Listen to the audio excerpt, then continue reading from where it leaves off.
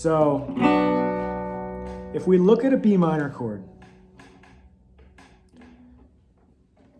there are only two notes that the first finger or the index finger is actually pressing down on.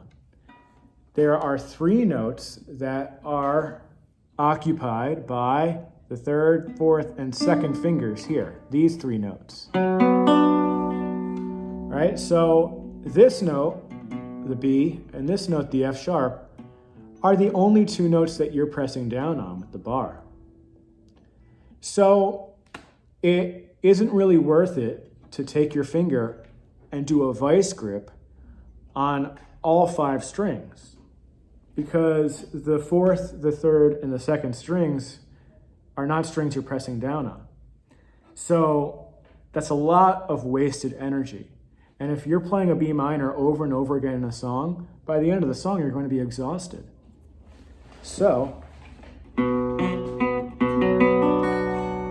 what you do is you have like selective pressure on this finger. So when I press down on a B minor chord, and I press down using this bar here, I'm using my fingertip and my joint right here. So I'm using this part of my finger, right? So the side of the fingertip, and you could see I have these gnarly little marks here. So right there, and then right here. I have a pretty big callus built up right here, and I have a pretty big callus built up right here.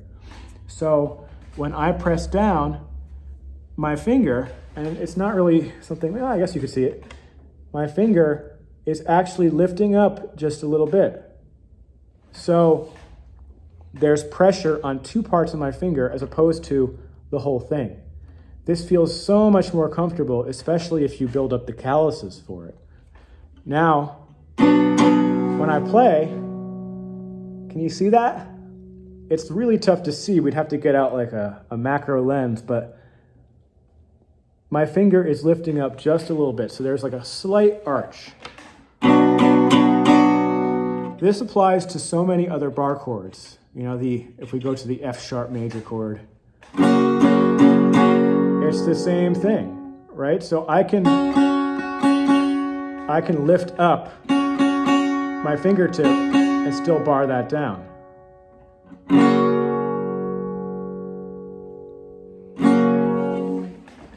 So just to review, you're pressing down with the fingertip and the joint right here, 2 points of pressure as opposed to just one big clamp that brings a lot of tension. So I hope this helps.